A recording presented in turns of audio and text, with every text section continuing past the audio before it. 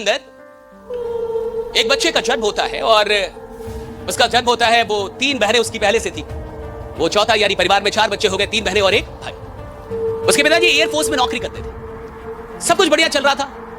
जब वो बच्चा 7 साल का होता है तो एक बहुत दुखद समाचार उसके घर पे पहुंचती है कि उसके पिता जो एयरफोर्स में थे उनकी किसी बीमारी के चलते निधन हो जाती है। तो 7 साल का जब वो बच्चा था तो उनके पिता का निधन हो जाता है, और पिता का निधन मतलब यानी जिंदगी ने आपसे एक बहुत बड़ी चीज छीन ली।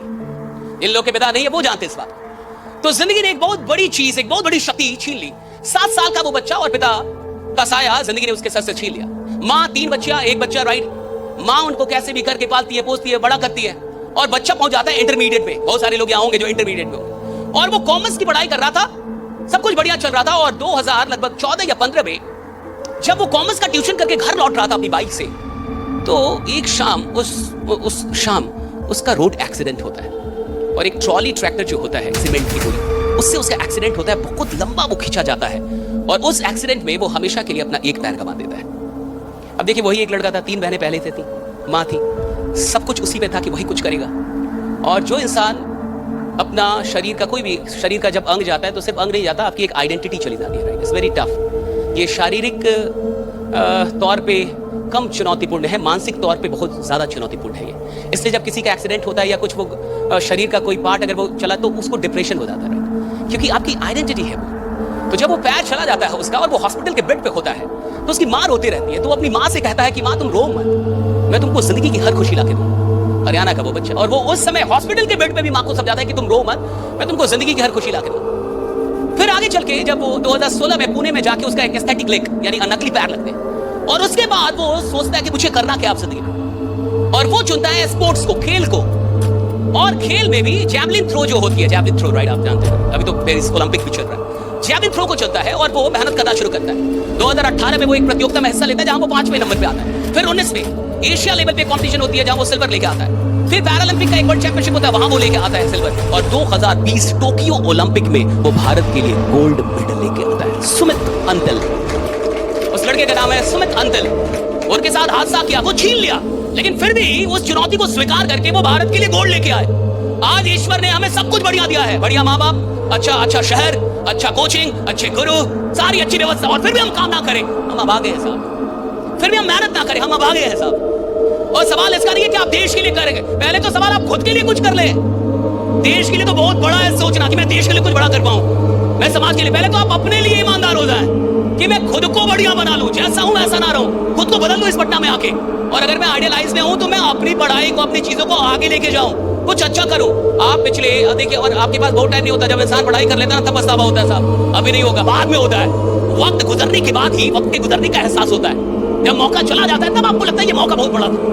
तो जब जिंदगी आपसे मौका छीन लेगी तब आपको लगेगा कि मुझे उस समय पढ़ लेना चाहिए। और किसी का भी पीछा करते रहेंगे ना साहब, वो जिंदगी में नहीं मिलेगा। जब आप जिंदगी में खुद पे मेहनत करेंगे, एक दिन दुनिया आपका पीछा करती है। आप जहां जाते हैं लोग आपसे मिलना चाहते हैं, right. People want to meet you, people want to see you, right. People want to have clicks with you, right. It's all about working on yourself. जब आदमी खुद पे मेहनत करता है ना साहब, तो जो चीजें उसे नहीं भी मिलनी थी वो भी मिलती है, जिसको नहीं भी आना था वो भी आता है। It's all about working on yourself. तो एक बात याद रखिएगा, आज आपके पास पटना में और बहुत बड़ा टाइम भी नहीं होता। मुझे नहीं पता आप कैसे परिवार से इधर आए और क्या आपके पिताजी और माँ की उम्मीद है, लेकिन मुझे इतना पता है कि भारत का, बिहार का जो एक पिता होता है, उसकी उम्र अगर 50-60 साल है या 55 साल उसकी उम्र है, तो वो 12 घंटे काम कर रहे हैं साहब। आपके पिताजी 12 घंटे मेहनत कर रहे होंगे, 12 घंटे।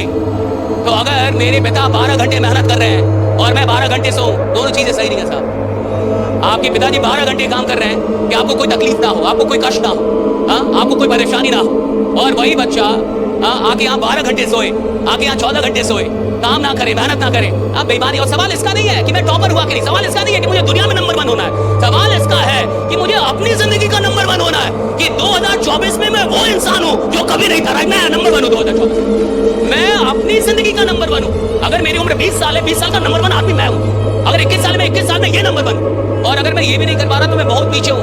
और जमाने में कॉम्पिटिशन बहुत ज्यादा है। अगर आपको कम्पीट करना है, आगे आना है, तो आपको कभी ना कभी तो ईमानदार होना होगा साहब। अगर आप ईमानदारी नहीं लेके आ पाए, और यहाँ पे तो आइडियलाइज एक ही लाइन है भैया, honesty is the best policy.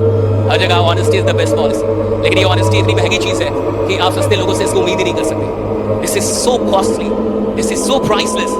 आप कितने ईमानदार हैं अपने एफर्ट्स में, ये देख लीजिएगा कि आपकी ईमानदारी कितनी है।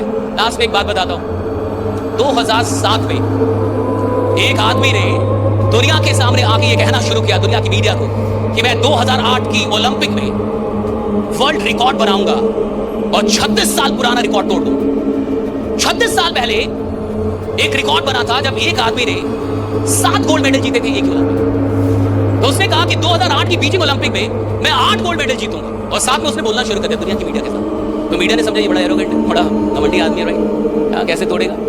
और 8 गोल्ड मेडल क्या मजाक है, एक देश लेके नहीं आ पाता, एक देश लेके एक आदमी 8 गोल्ड मेडल एक ही ओलंपिक में। और 2008 की बीजिंग ओलंपिक से लगभग 11 महीने पहले शायद उसकी कलाई की हड्डी टूट गई, और वो था स्विमर, तैराक था। तो डॉक्टर ने कहा कि 14 दिन आपको पानी से बाहर रहना है, और उनका कहना है कि अगर एक एथलीट जो तैरता है वो एक दिन पानी में ना जाए तो उसका शरीर 2 दिन पीछे हो जाता है, यानी 2 दिन वो पीछे होता है। तो 14 दिनों तक उसने क्या किया कि स्टेशनरी बाइक आती है, आपने जिम में देखा होगा, जो लोग बैठ के और वो बाइक चलाते हैं, वो 3 घंटे बाइक चलाता था, 3 घंटे कंटिन्यूअसली, 14, ताकि एंड्योरेंस लेवल बना रहे शरीर का। और 14 दिन के बाद वो फिर से पानी में आता है, ओलंपिक होती है, ओलंपिक हुई बीजिंग ओलंपिक, और बीजिंग ओलंपिक में एक आदमी ओलंपिक का 36 साल पुराना रिकॉर्ड तोड़ता है, एक ही ओलंपिक में 8 गोल्ड मेडल जीतता है, और माइकल फेल्प्स का जन्म होता है। दुनिया जानती है माइकल फेल्प्स के बारे में।